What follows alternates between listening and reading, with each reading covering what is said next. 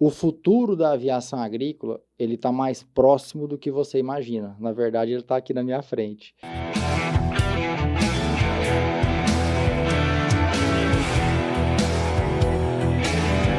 Eu estou com o Matheus para a gente falar sobre a aviação agrícola, esse cenário que a gente vive do primeiro avião agrícola autônomo, e também para a gente falar sobre tudo que envolve essa aviação agrícola e as premissas que a gente precisa entender para essa tecnologia que está à nossa disposição aqui no Brasil. Bem-vindo, Matheus, obrigado por ter vindo. Se apresenta, por favor. Eu que agradeço, doutor Henrique Campos. Sempre um prazer estar aqui com você, seja compartilhando trabalho, seja em momentos de lazer, uma pessoa muito agradável, um conhecimento vastíssimo no ramo de tecnologia de aplicação, na aviação. Então é sempre um prazer estar aqui com você.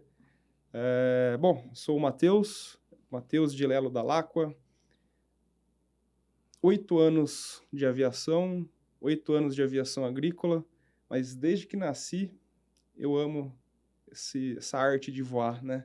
Sou um aficionado por aviação, me formei no ramo da aviação, engenharia, e sou do interior, né? Então vivia no campo, né? E quando, por uma sorte do destino, ele me colocou no meio da aviação, eu caí justamente na aviação agrícola, lá me identifiquei, e é uma coisa tão forte para mim, né? Que meu casamento, o terno que eu estava usando, tinha um único broche, um único enfeite, e era um avião agrícola, banhado a ouro. Olha Né? só. Então, compartilho esse amor aí com o amor que eu tenho com a minha esposa, com a minha filha, elas sabem disso. E vamos falar sobre aviação agrícola, né? Uma ferramenta das mais importantes aí para entregar alimento para o mundo, entregar energia para o mundo, entregar fibras para o mundo. Né? Se a gente está aqui hoje usando roupas de algodão ou comendo arroz na hora do almoço, na hora da janta, ou se locomovendo aí com etanol, porque tudo isso foi produzido no campo, viabilizado em grandes culturas através da aviação agrícola, né? E é uma ferramenta que vive em constante evolução e por isso que ela é muito fascinante para todo mundo, né? Nunca esqueço, Matheus, quando estava numa apresentação sua que você mencionou que a evolução do agronegócio brasileiro ele se confunde muito com a evolução da aviação agrícola, porque a manutenção da produtividade da maioria dos cultivos ele depende do avião. E o avião, ele não é só avião agrícola, não seria só para aquele produtor grande, o cara tem um avião, já foi essa época que tinha que importar, então existe uma conta, né, de quantos hectares, a gente vai falar mais sobre isso, né, Uhum. quantos hectares um produtor precisa ter para poder justificar um avião autônomo, que a gente vai mencionar depois, mas antes vamos falar de aviação agrícola. E, Matheus, você é um cara muito importante aqui para mim, porque eu trabalho na área de tecnologia de aplicação, também adoro isso, sou agrônomo, mas fiz agronomia, eu era aquele cara, Matheus, que faltava 15 minutos para acabar a aula, eu já tinha guardado o caderno, estava esperando para ir embora. Solos, estatística, química, cara, eu falava, meu Deus, o que eu estou fazendo aqui, Não, mas né? isso é do ser humano.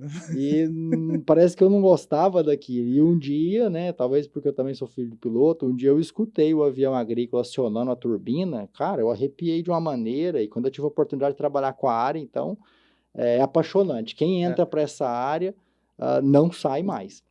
Então, foi o Matheus que lá atrás, né, ele me viu tá fazendo esse trabalho focado em tecnologia de aplicação e me deu a oportunidade de mostrar ele dentro da empresa que você trabalhava e o pessoal gostou, foi aprovado e a gente teve essa parceria de oferecer esse serviço para quem tivesse interesse em melhorar a qualidade da aplicação. Então, o Matheus está, a última vez que a gente fez um bate-papo assim, a gente estava usando máscara, né, era época da pois é. pandemia, já, já faz bastante tempo.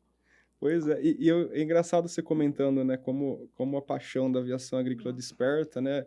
É, eu iniciei minha carreira 8 anos atrás lá na Embraer, em Botucatu. Eu sou natural de São Manuel, uma cidade que fica a 20 quilômetros de Botucatu, uma cidade basicamente produtora de cana-de-açúcar, tem uma usina na cidade. E eu lembro que no dia da minha entrevista, né, para a vaga que eu estava aplicando lá na fábrica, a entrevista era 8 da manhã, alguma coisa assim, e eu acordei despertado naquela manhã por um avião agrícola aplicando na lavoura em volta, né? E eu falei, nossa, um avião aqui, né? Pus o despertador para 6 horas, né, para não perder hora, mas antes o avião me acordou. E por sorte do destino, fiz a entrevista, passei e fui justamente comandar a produção do Ipanema, lá na Embraer, em Botucatu, onde eu desenvolvi toda a minha carreira. Então, Tava presente o tempo tava presente o todo. tempo todo, E esse avião né? eu te garanto que era um avião motor, porque o motor ele faz um barulho que dá para ouvir de longe, né? A É, gente está aqui em Ribeirão Preto, às 5h15, eu escuto o Ipanema decolando lá do Garcia, né? Aquele Ipanema decolando, aquele barulho, aquele momento de inversão térmica, né? Que a gente tem estabilidade é, atmosférica, então o som chega lá para mim e eu escuto o Ipanema decolando. pois é. Querendo ou não, é meu despertador. Mas, Matheus, bacana, foi muito tempo de experiência, né? Porque às vezes a gente fala 8 anos, mas eu conheci o Matheus em Sinop.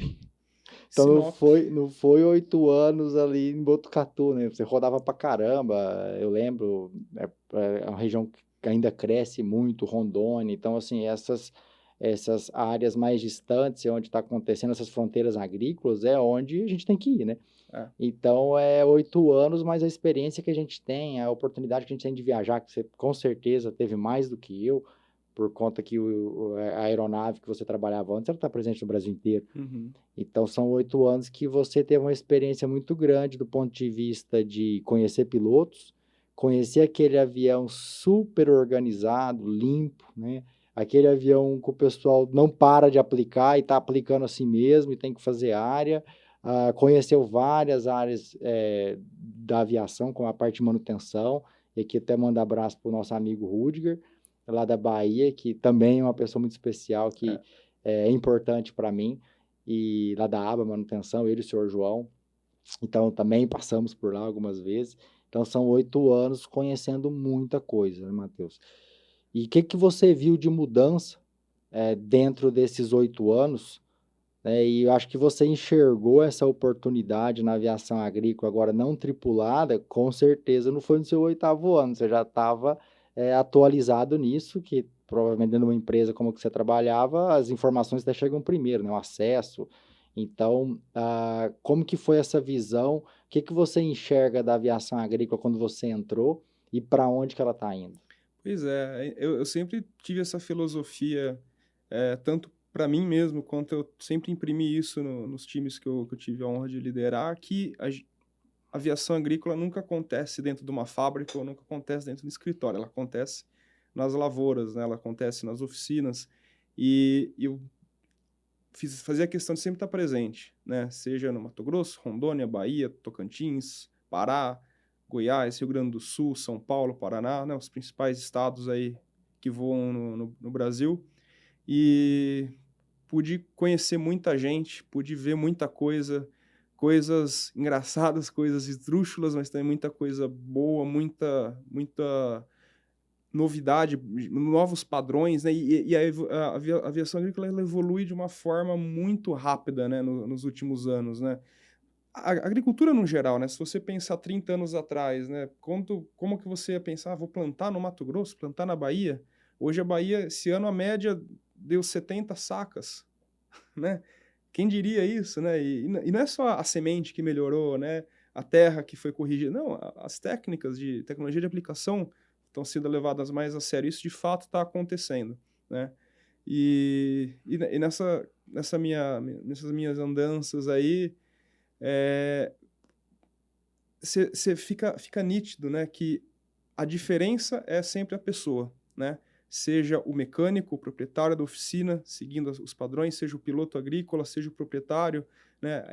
A pessoa, o ser humano é a palavra-chave aí no que se fala de aviação agrícola, né? E, e é engraçado, né? Porque quando a gente fala, é uma máquina, né? É uma máquina que eu tive... Eu tem um toque meu aí em pelo menos 300 Ipanemas aí nessa minha carreira, né? Seja na produção, seja na venda. 300 Ipanemas, cara. Pensa quantas pessoas envolvidas aí nessas máquinas, né? Então, você escuta de tudo, você vê de tudo, e isso cria uma bagagem que sustenta tudo aquilo que a gente acredita que vai acontecer daqui para frente, né? Que ajuda a gente a direcionar o futuro, né? E isso é legal, uma coisa que está abrindo novas oportunidades aqui.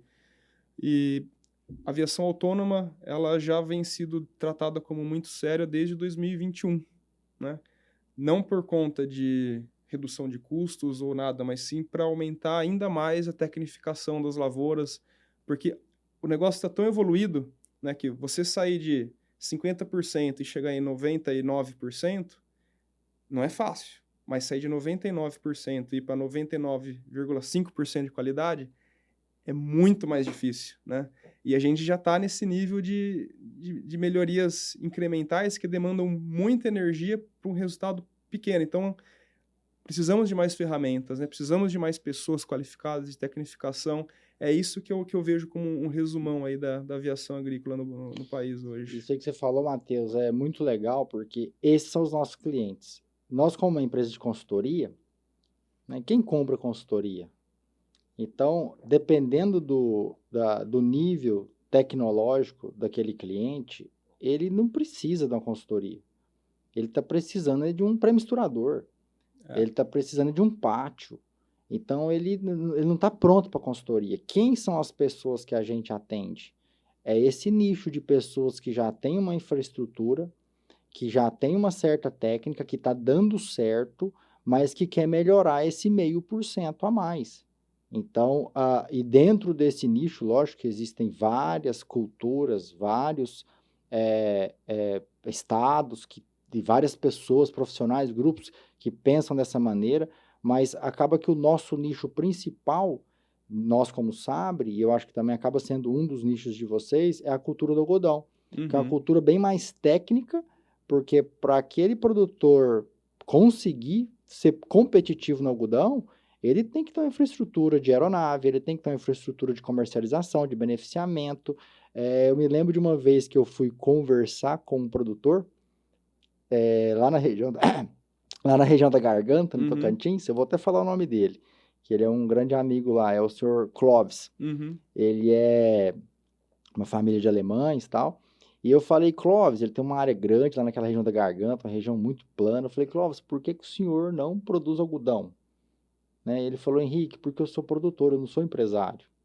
Eu gosto de ser produtor. Então, geralmente, o produtor de algodão, que é esse nicho que a gente atua, não que o produto que vocês comercializam não seja para outras áreas, né? Mas eu me limito nessa, onde ele quer melhorar esse poucos por cento. Então, isso aí tem em comum. E outro ponto também, Matheus, que você falou aqui, né, para ficar claro, esse podcast aqui podem ter pessoas que talvez nem são da área agrícola, porque está interessada, a gente está falando de um avião não tripulado, mas você falou ali que participou de 300 aeronaves. Talvez a minha irmã ela é design de moda e ela, provavelmente, esse mês ela vendeu 300 peças. Mas quando você vende um avião, são 300 filhos, né? Porque a venda, depois que ela é concluída, você tem um contato com o piloto, a dúvida, a manutenção, a peça. É 300 filhos que você não abandona nunca mais. Eu tenho certeza que estão entrando em contato com você até hoje. Exato. Mesmo porque a venda do avião, uma venda média, ela leva um ano, né? Não é uma compra que... Tô falando que não exista. Sim. A gente tá aqui em Ribeirão Preto, a Ribeirão Preto tem um show, né? Literalmente um show, agri-show, né?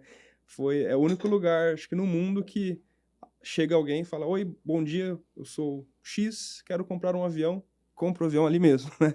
Tirando essa exceção da agri-show, a venda de um avião leva um ano e meio, 2 anos, é um namoro muito longo, né? E é uma aquisição muito valiosa, né? Eu gosto de falar uma frase também que eu ouvi, que o produtor rural, pessoalmente, ele gosta de cuidar pessoalmente, se envolver bastante, independente do tamanho, né?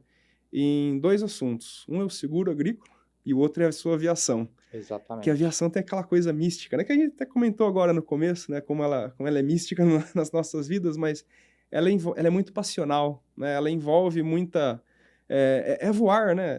É uma coisa que não é é uma conquista do ser humano, né? Então, tem esse lado, né?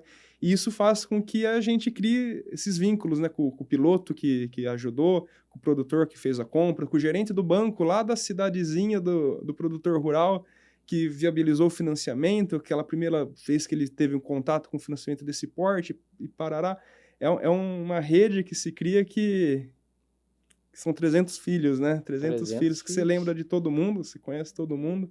E não é tão simples assim, são 300 filhos e tem pelo menos uns 10 médicos para cada filho, porque tem o médico da pulverização, que É, aí entra a gente, tem o médico da assessoria, por exemplo, a Mosma, que é a parceira nossa, é, tem o DGPS, que os parceiros nossos Travicar, que, se eu não me engano, posso chutar tranquilamente, mas é mais de 50% do mercado de DGPS, desses aeronaves motor, é, aham. é Travicar, são os bicos de pulverização, por exemplo, da Stoll, até o Ipanema 1600 está lá, Palotina lá, né, com Um abraço pro chama, Shelber. o Shelber. Então, são 300 filhos, são várias pessoas envolvidas, mexe com todo mundo, mexe com o mercado, mexe com mão de obra, exige curso de coordenador e É. de técnico executor, que a gente faz, por exemplo, lá em Luiz Eduardo Magalhães, lá junto com a BAPA, então uma associação de produtor de algodão está envolvido nisso aí, oferecendo curso. Então, é um universo fantástico e essas mudanças que a gente está vindo, que estão vindo e que a gente está assistindo, ela vem, na minha opinião, para poder melhorar esses processos, que é o que falta para a gente atingir Uhum. aqueles 0,5%. Então, eu quero até compartilhar aqui também, já fazer uma propaganda. Eu faço parte de um grupo que é a Nuffield, inclusive amanhã na Grishow, depois dá uma olhadinha no nosso Instagram, lá a gente está convidando para um happy hour. A Nuffield é um networking do agro, tá? Então tem a Nuffield Austrália, a Nuffield Brasil. Uhum. Em 2019 eu fui premiado, né? Fiz o processo seletivo e passei. E o meu tópico dentro da Nuffield era reduzir deriva das pulverizações, né? Então a gente usa os produtos fitossanitários, os agrotóxicos, e esses produtos fitossanitários, que a gente pode chamar assim de acordo com a legislação, eles têm que ser aplicados na área. Então a gente tem que evitar esse processo dele contaminar uma área vizinha, seja por uma condição ambiental, seja por uma falha de tecnologia ou treinamento. E pela NUFD, Matheus, eu tive a oportunidade de viajar para diferentes países. No total, foram mais de 15 países. Então, Uhum. tem na história aí 22 países aí para conhecendo Tudo a vendo aviação, tecnologia de aplicação. vendo tecnologia, desde formulação de drone em Singapura, quando começou lá antes da pandemia, até o lançamento de aeronaves com capacidade maior, conhecendo a fábrica para conhecer melhor como é que eu posso melhorar essa mistura em tanque, porque se o produto está mal misturado, eu posso ter uma parte mais oleosa, que tem outra característica no ambiente. Uhum. Mas, enfim, então eu visitei desde países como Estados Unidos, Alemanha, Holanda, Singapura, Austrália, Nova Zelândia, países que estão muito avançados do ponto de vista de legislação, do ponto de vista de capacitação e tecnologia, assim como eu conheci países, por exemplo, dentro do interior da China, onde a tomada de decisão para pulverizar um agrotóxico, ela é totalmente incipiente, por falta de capacitação, a gente está falando de áreas menores, né? Ali que nasceu o drone, Filipinas, a própria aqui na América do Sul mesmo. Então, eu conheci também países onde o nível de tecnologia é baixo, a legislação é mais frouxa, vamos dizer assim, para o uso de agrotóxicos, não como o Brasil, que é tão rígido. E o que eu, Henrique, concluí, Matheus? Que o erro está na falta, primeiro, de processos. Uhum. A gente tem que ter processos. Mas depois que a gente tem um processo muito bem definido, a gente precisa do ser humano, a gente precisa da tomada de decisão. E a tomada de decisão humana é aonde eu vejo a maioria dos erros. É aquela aplicação, vou fazer mais uma que o clima ainda dá. Não, esse produto eu posso misturar assim, não é o último tanque. Eu até brinco que a velocidade de adição dos produtos no tanque, ela é mais rápida sexta-feira depois do almoço. Então tem o erro humano. E agora a gente está falando, né, de uma evolução da aviação agrícola, que a gente vai poder pulverizar no momento adequado, porque a decisão é da máquina, ela não vai estar cansada, a pulverização pode ser noturna. Então, todo esse avanço que eu estou vendo vem da demanda de um agro cada vez mais competitivo, vem de empresas, empreendedores, profissionais que acreditam em projetos novos e colocam a cara, sai da zona de conforto, Uhum. né? Pensa, você saiu da Embraer, é o sonho de qualquer pessoa que ama aviação, e também vem dessa tecnologia de automação, que é impossível a gente fechar os olhos para isso hoje, né? Tudo é IA, tudo é a informatização. Então, você enxerga esse novo mercado numa transição breve ou você acha que ainda demora um pouquinho para a gente conseguir levantar um número significativo dessa nova aviação autônoma? É uma pergunta muito legal, né? E poderia até gerar alguns cortes aqui polêmicos, mas vamos fazer uma resposta séria, né? O futuro nos deixa muito míope no sentido da aviação agrícola. A gente não consegue enxergar, do jeito que as coisas estão evoluindo rapidamente, mais do que 3, 4 anos daqui para frente. Então, no futuro próximo, até onde eu consigo enxergar, eu acho que a aviação agrícola está ganhando novos braços, né, novas ferramentas, né? Eu não vejo como uma transição de uma máquina para outra, né? Mas sim uma ampliação do leque de oportunidades que a aviação agrícola tem. Se isso vai continuar assim, né, daqui 3, 4 anos, eu não consigo enxergar, né? Mas, por enquanto, sim, a aviação agrícola está expandindo, e o que é muito bom, né? Porque, agora vamos para o corte, avião não gera deriva. O que gera deriva é a aplicação errada de um produto fitossanitário, seja por um aplicador costal, seja por um pulverizador de arrasto, seja por um autopropelido, seja por um avião, seja por um drone. Isso que gera deriva, né? A aplicação errada, o erro humano, né?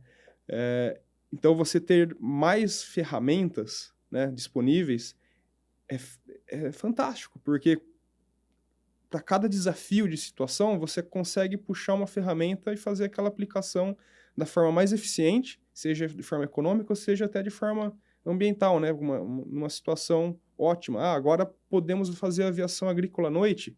Ótimo, existem várias condições na atmosfera noturna que viabiliza uma operação de menor risco de geração de deriva, né? E aí sim a gente vai ver que essa aviação brasileira hoje, que conta com cerca de 2.500 aviões, né, vai crescer isso, né? São novas aeronaves, novos modelos de aeronaves chegando no mercado, né? É um mercado que o SINDAG, né, até mandando um abraço pro pessoal do Sindicato das Empresas de Aviações Agrícolas do Brasil, lançou uma manchete muito legal que é um dos setores que mais crescem ano após ano, né? A gente tem visto um crescimento de frota de 8, 10% ao ano no Brasil, né? É fantástico isso, né? É sinal que a tecnologia de aplicação está ganhando mais maturidade, né? E você citou agora há pouco, né?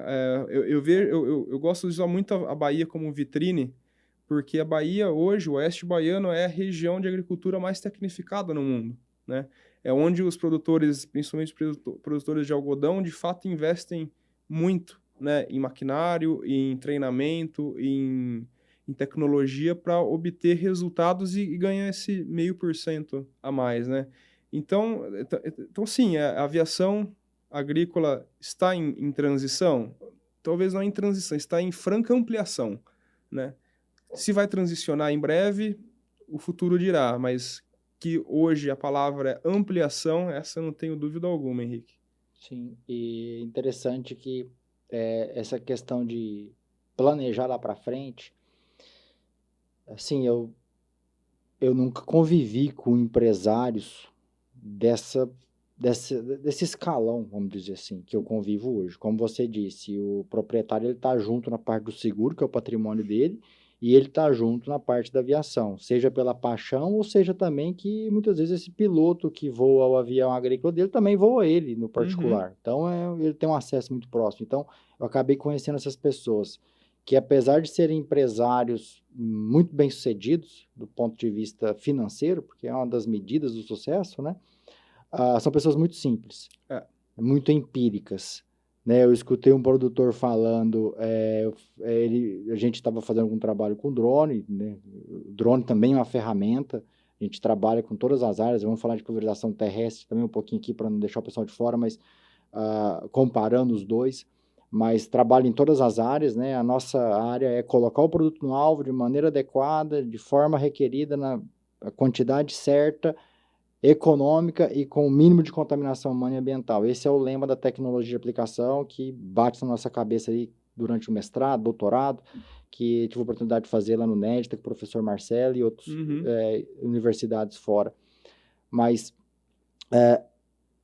o produtor, ele está junto nesse processo, né? E eu tive a oportunidade de conversar com os produtores graças à aviação que mudaram o meu jeito de pensar, Matheus. Eu vou dar exemplo de um cara que eu conheci que mudou minha vida, mas ele nem faz ideia que ele mudou minha vida. Conta aí. O nome dele é o Gilbertão, lá do GGF. Inclusive, ele é amigo do pessoal da Mepel. Conversamos segunda-feira com ele, ó. Inclusive, ele é amigo do pessoal da Mepel. Um dia eu tô chegando em Ribeirão, 9 da noite, eu tava lá no posto do 10º Uberlândia, o senhor Hugo da Mepel me liga. Eu falei, pô, o senhor Hugo me ligar? Nunca me ligou, né? Geralmente é o Gabriel, Vitor, o Cássio da Mepel. Ô, Henrique, tem um sobrinho meu aí, primo meu, amigo meu em Ribeirão, dá uma atenção pra ele. Aí eu saí com esse rapaz aqui em Ribeirão, saímos pra jantar. Cheguei tarde, a gente saiu e ele comentou que ele era sobrinho do Gilbertão. Então o mundo é pequeno. E o Gilbertão pediu para eu ir lá conversar com eles, lá em Lucas do Rio Verde, onde a gente tem estação de pesquisa. E ele me deixou esperando meia hora. Para mim tá tudo bem, Matheus, esperar meia hora. Eu já aproveitei, abri meu computador, tô respondendo no WhatsApp. E aí o Gilbertão me recebeu. A primeira coisa que ele falou para mim, Henrique, desculpa, é que eu tava fechando a safra, isso foi em 2021, 20, desculpa, eu tava fechando as compras da safra 2024. Na hora que ele falou aquilo para mim, eu parei, Matheus. Falei, cara, eu não sei como é que vai ser meu ano que vem, e ele já fechou 2024. Então, se eu atendo esse tipo de pessoas, eu tenho que estar pensando igual. Cheguei no escritório, chamei as minhas e falei, ó, que vocês vão falar comigo só o que foi falado 6 meses atrás. Hoje eu quero falar daqui 6 meses para frente. Então, essa previsão dessa alteração do mercado de aviação, eu acho que para a gente é mais fácil de prever. Você falou 4 anos, a gente consegue prever 4 anos. Talvez quem está escutando a gente fala, nossa, 4 anos eu não consigo prever ano que vem. Esse cara tá falando aí, daqui 2 anos tudo muda. Mas a gente está tudo travadinho, né? No agro, tudo muito bem planejado. A compra, a venda da soja daqui 2, 3 anos já está amarrado. O que está produzindo hoje já foi discutido 2 anos atrás. Então, o pessoal é muito preciso nisso, né? E lá na Bahia, é uma região que respira tecnologia, né, Matheus? Porque se eles não forem tecnológicos, se eles não forem atrás da tecnologia, é uma região que ela retribui muito o trabalho de quem melhora as técnicas. A gente brinca que quando o clima está ruim, quando o preço está ruim, que você vê quem produz bem mesmo. Quem fica no mercado é quem está fazendo certinho. E faz muito sentido. Você tem uma coisa que me chama muita atenção, Henrique, como que é? Quanto de dinheiro passa num bico de pulverização? Quanto que é? Vamos fazer uma conta Fazer boba. uma conta rápida aí. Eu sempre jogo para baixo pro cara pensar que eu não sei, sabe? Ele fala, ixi, ele não sabe de nada, eu gasto o dobro. Mas vamos colocar R$1.000 por hectare de produto fitossanitário que vai dentro do avião. Então, um Ipanema, quantos hectares? Um Ipanema voando bem no algodão, vamos colocar 80 mil hectares. No ano. Então, passou 80 milhões.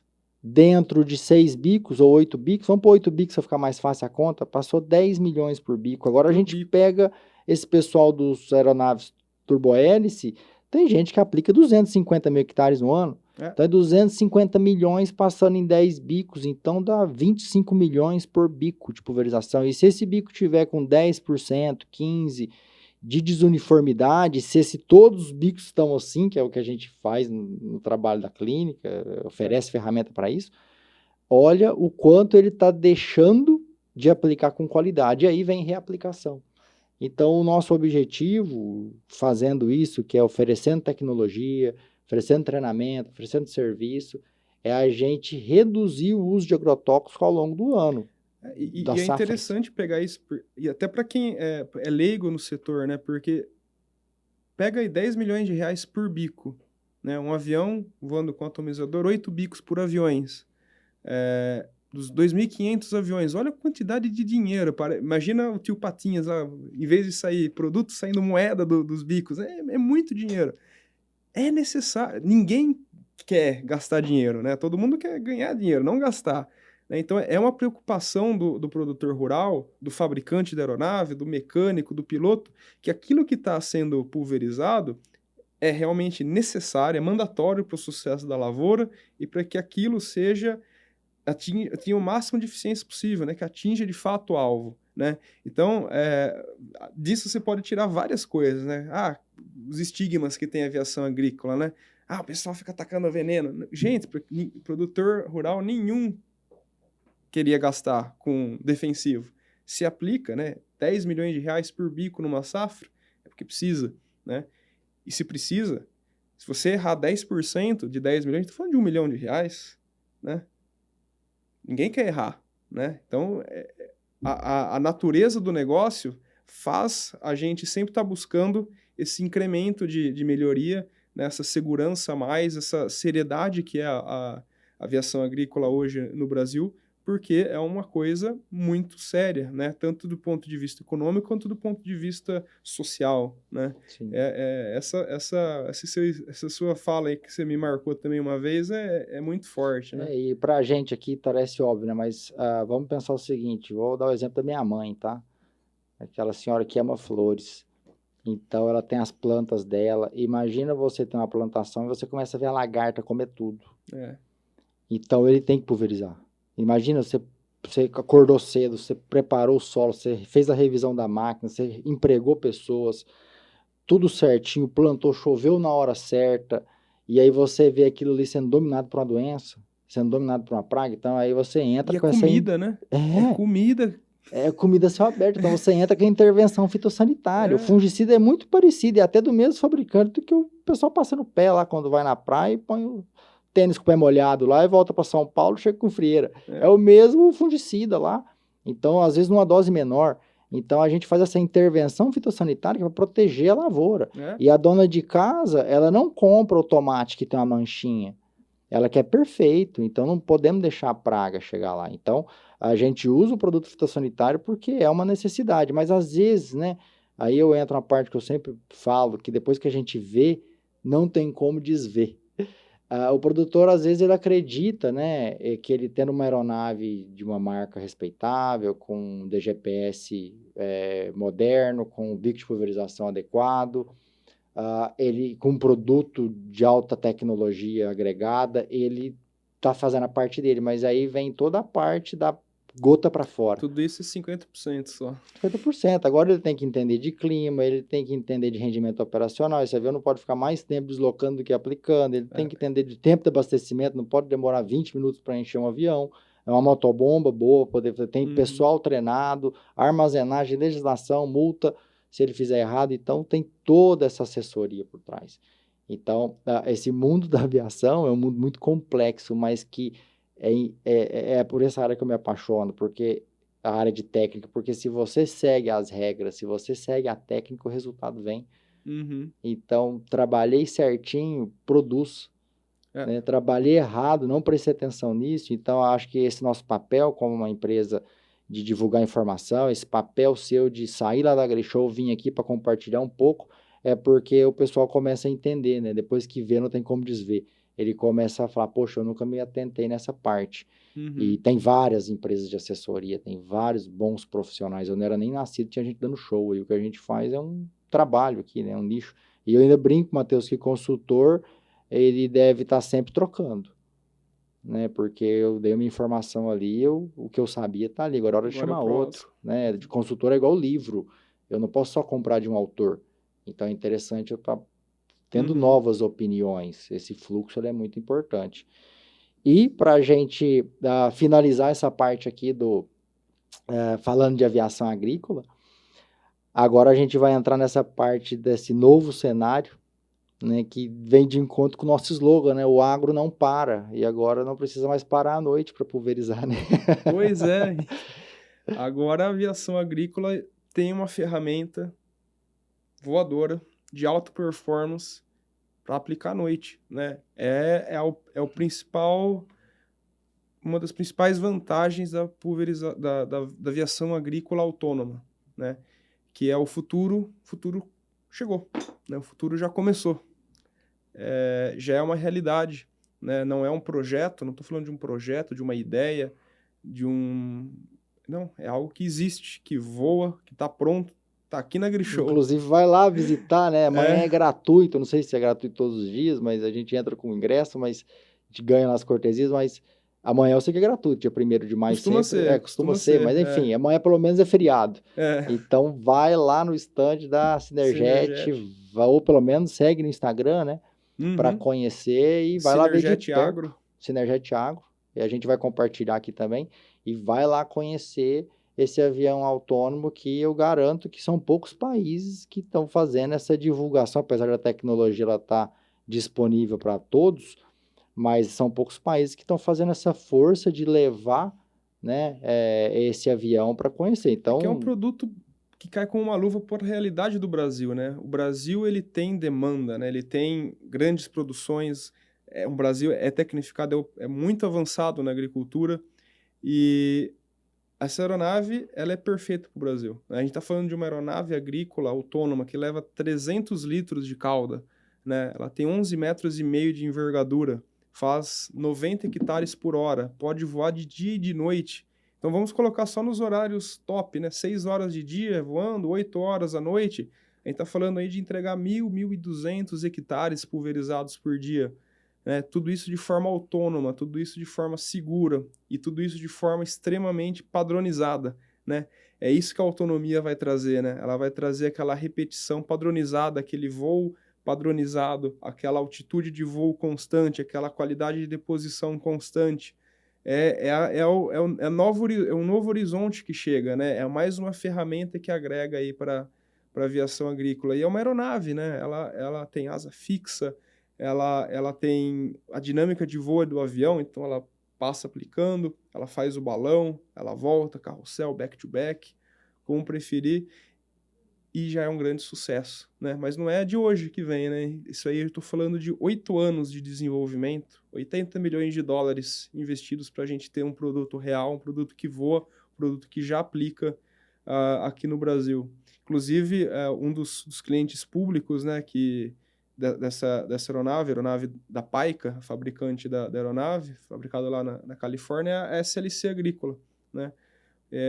Hoje eles estão voando essa aeronave junto com os Air Tractors, e aí que eu falo, né, não houve uma substituição, foi uma né? complementação. Eles ampliaram a aviação agrícola, né? O principal concorrente do Paica, né, o avião agrícola autônomo, é o autopropelido hoje, né? E o que está acontecendo, por exemplo, lá na Paiaguás, né, SLC, né, os Air Tractors seguem voando de dia e o Paica entra no turno da noite. E aí, nesse turno da noite, estão fazendo aí 550 hectares de aplicação, fazendo manejo do algodão agora, com regulador de crescimento. Olha que maravilha, a né? gente tem a oportunidade de atender o grupo SLC e a gente vê como as áreas são grandes e a necessidade de estar pulverizando, né, de não parar. Uhum. Encerramos aqui, então, essa parte de aviação agrícola e a gente segue para falar do Paica com o Matheus. Valeu, Henrique, valeu, pessoal. E, ó, quem tiver alguma dúvida, algum comentário, comenta aí, manda mensagem no Instagram da Sabre, no Instagram da Synerget, ou aqui no box de comentário da plataforma que você estiver assistindo, que vai ser um prazer responder cada uma dessas perguntas aí. Um abraço, pessoal!